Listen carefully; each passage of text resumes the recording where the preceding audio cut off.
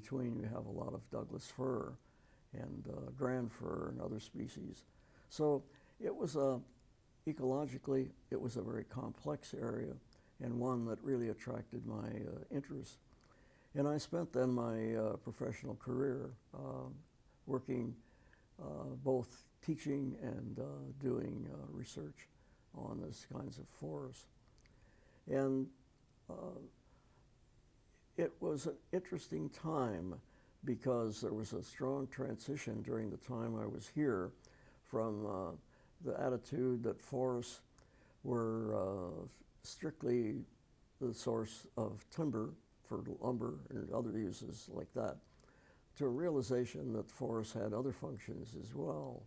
And it was hard really to watch this transition going on because the values that people had had here in the earlier days were centered around using the forest as a source for lumber.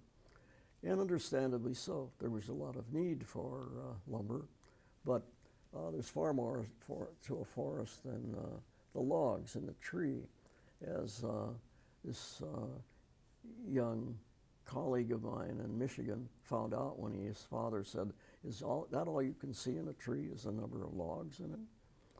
Well, it was interesting then to conduct research on the forests of the Northwest from the standpoint of what environmental factors control their growth, what are our forest operations doing to this environment, and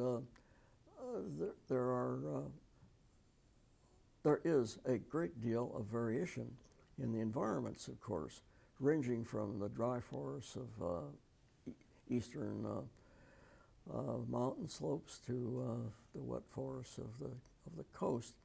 And I and my grad students did a lot of research on the environmental factors that are influencing the trees, the things that control the reproduction of the forest, and so on.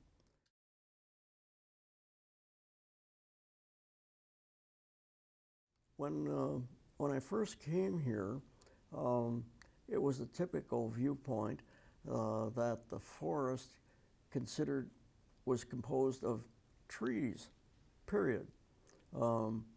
No thoughts about the other inhabitants of the forest. As a matter of fact, they often referred to the forest as being bereft of other life, as though it was nothing there but the trees. And this, of course, completely ignored some of the major things that go on in the forest to maintain it. That is the decomposition cycle in the forest. There are literally hundreds and hundreds of species of plants and animals that form the decomposition cycle in the forest, which leads to the recycling of the nutrients in the forest, for example. And when you go into a forest and cut it and lay it bare, that is to say, open it up to sunlight and whatnot, this is somewhat similar to a forest which has been burned, but there are distinct differences, and they're not the same thing. That is, cutting a forest and leaving the detritus there to decompose and so on is different from having a fire in the forest. And the cycles of returning to the original forest are different in these two things. And there are things in the burning of the forest which are have some beneficial effects which were not realized by simply cutting the forest and leaving the debris to decompose. In other words, the evolutionary developments in the forest to get things harmoniously working together have come about as a result of the fire cycles that occur in the forest. We know now from the research that's gone on that these cycles of fire are very important. That is to say, in the forests of the eastern slopes of our mountains, the dry slopes of ponderosa pine, the fire interval there naturally was very frequent, 5 to 15 years between recurrent fires. And this fire cycle, in the early days when I first came here, people did not recognize this as an important matter. And as a result, they excluded fires from any time a fire started. The idea was stop it. Don't allow fire in the forest. And that completely ignored the realities of what had happened in nature. And the consequence of this is the very severe problems we have now on the eastern slopes of our forests, the dry slopes, where the undergrowth now is so abundant that any fire that gets going is apt to become a crown fire and destroy the forest in its entirety. Much more severe fires than those forests had originally before we started to use our forest management techniques that we used. This now is becoming recognized, of course, but at the time I first arrived here, anyone who suggested that fire shouldn't be suppressed, that is, the idea was that you suppress fires, period. There was no recognition of the fact that fires play an important role. And this was true also of the foothills of the forests here in the valley, in the Willamette Valley. Fires there naturally occurred fairly often. In fact, the Indians encouraged them. They started fires because, from their point of view, this was beneficial. And it was also a natural part of the ecosystem functioning to have fires. So there have been some radical changes in the time I've been here. We now recognize, of course, that fires should, under many conditions, be favored, not suppressed. And we're suffering a lot from failure to recognize this in the past. Although when I first came here, there were a few foresters who recognized this early on. I forget the name of the gentleman now, but there was a forester who worked a lot on the eastern slopes of the mountains, who was very well aware that forest fires should be encouraged in those forests, not as a crown fire, but frequent fires that prevented crown fires. And unfortunately, he was not valued as much in his time as he should have been. So there have been many changes, and with time. Another myth that we dispelled was that big old growth forests are simply sitting there rotting away, and that we should cut the old growth forests because they're not producing any usable lumber. And this actually turned out to be a mistake, as we pointed out in some of the research that we published. In this case, it was Mark Harmon, myself, and Jerry Franklin published a paper in Science back around 1990, which pointed out the error of that apprehension of, or misapprehension of the way the old forests function. They're growing, just not at the rate that young forests do, but they're growing. They're not just sitting there rotting away. So some of the policy of handling old growth was modified as a result of the fact that we could point out that their practice was based on an erroneous assumption that old growth forests weren't growing. They are, just at a slower rate.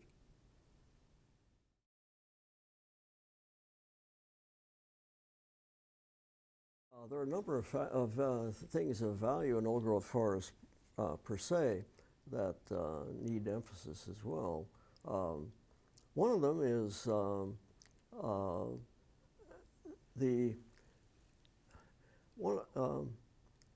this is something that's come about only since we've come to know more about the functioning of microorganisms in the forest. There's one of the questions always was, where does the nitrogen come from to supply the needs of an old-growth forest? In the earlier days of a forest, after fire, the organisms that come in, many of them are nitrogen-fixing organisms, and the fire, of course, volatilizes nitrogen, so they lose a lot of nitrogen in the fire. And nitrogen, of course, is an essential nutrient. They lose nitrogen in a fire, it volatilizes the nitrogen. But the organisms that come in after the fire, things like leguminous plants, also some things like ceanothus, and there are some other shrubby species that fix nitrogen. But they're plants of the early succession. The question is, do forests, as old-growth forests, have any source of nitrogen? And the assumption was that we need fires, among other things, for renewing the nitrogen in the forest. Turns out that the lichens in old-growth forests and also some of the organisms in the soil fix nitrogen at a low level, but continuously. And so old-growth forests are not deficient in nitrogen because the organisms that are growing on those trees, especially the lichen species, fix nitrogen. And the down logs in the forest, the logs that come about as a result of death of the tree and falling down on the forest floor, they also harbor organisms that fix nitrogen. So the old-growth forests are not bereft of nitrogen. They have a source of nitrogen peculiar to their own growth habits and environment. So old-growth forests have more going on than one would expect. I still remember one of the foresters I spoke to when I first arrived here. We were talking about old-growth forests, and he said, old-growth forests are just a desert. A desert. They don't have any living things in them. And of course, this is ignoring the microflora in the forest. They're very much alive. The old-growth forests have many things growing in them, just that they're not so visible. One of the things that impressed me when I first came here was the attitude that the forest, as it became older, was almost a dead zone except for the tree. I forget the exact phrase, but it was, I believe I heard people say it was an old-growth forest was a biological desert, or words to that effect. And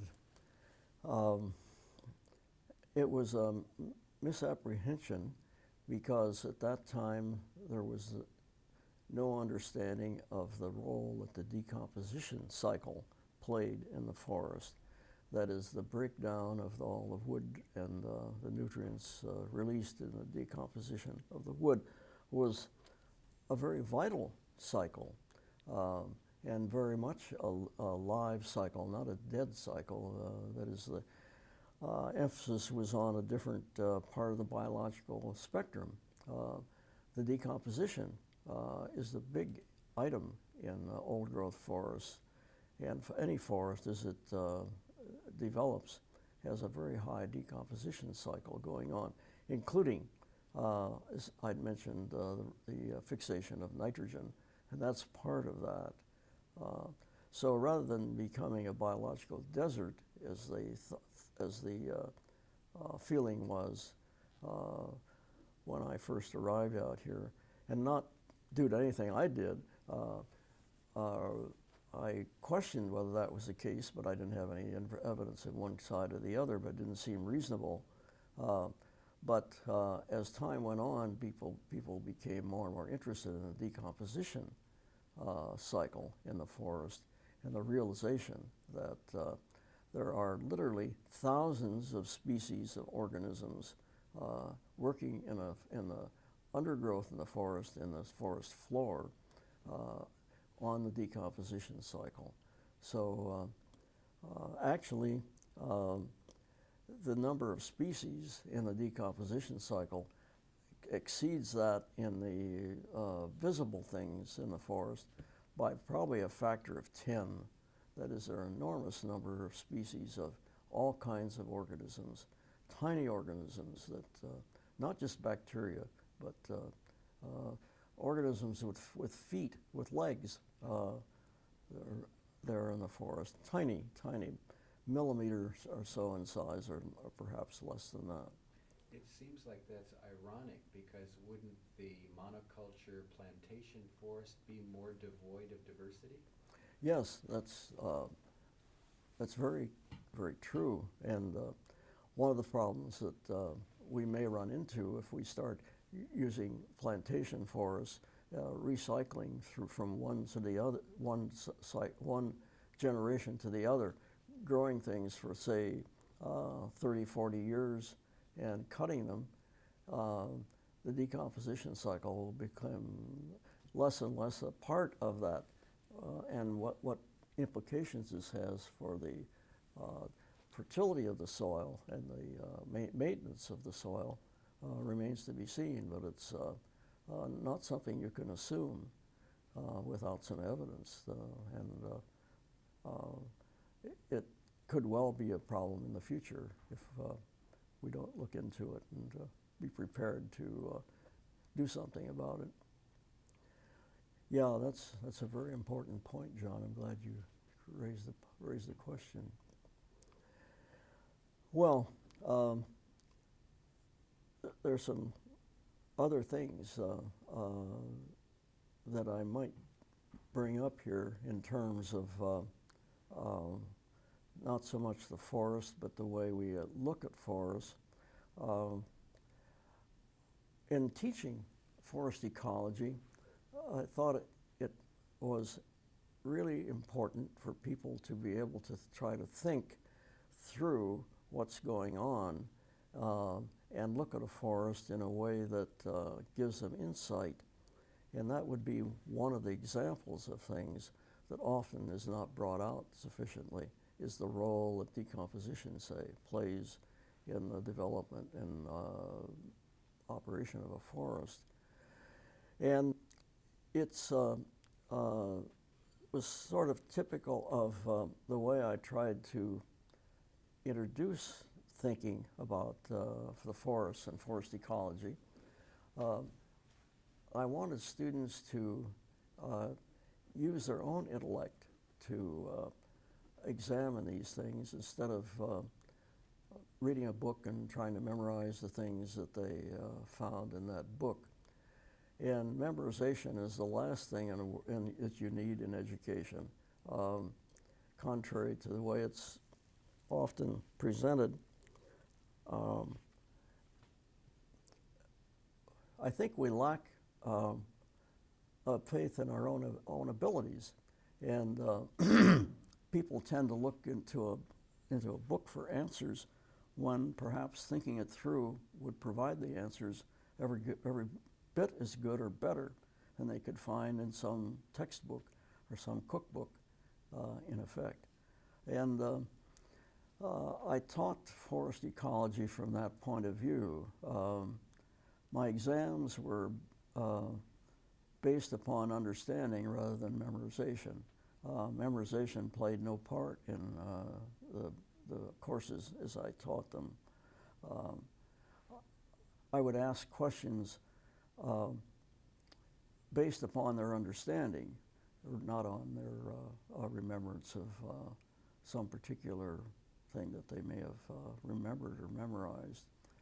So I think it's a much healthier way to look at things is from the point of view of trying to develop understanding.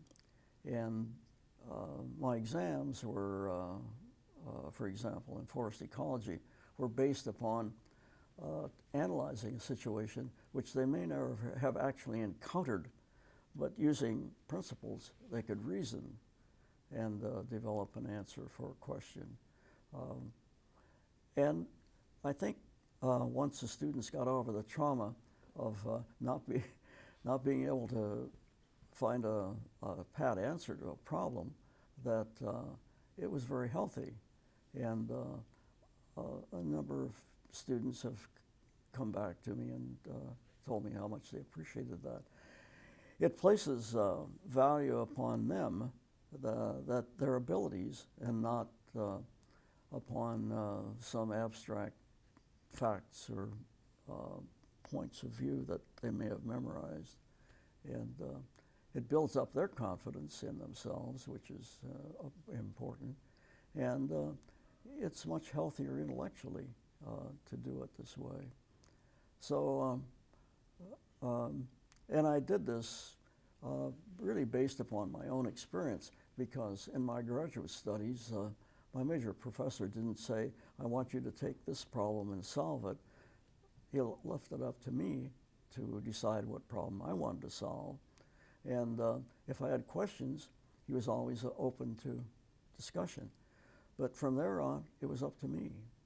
And I think that, in general, is a very healthy way to approach a problem, approach something that you're trying to understand.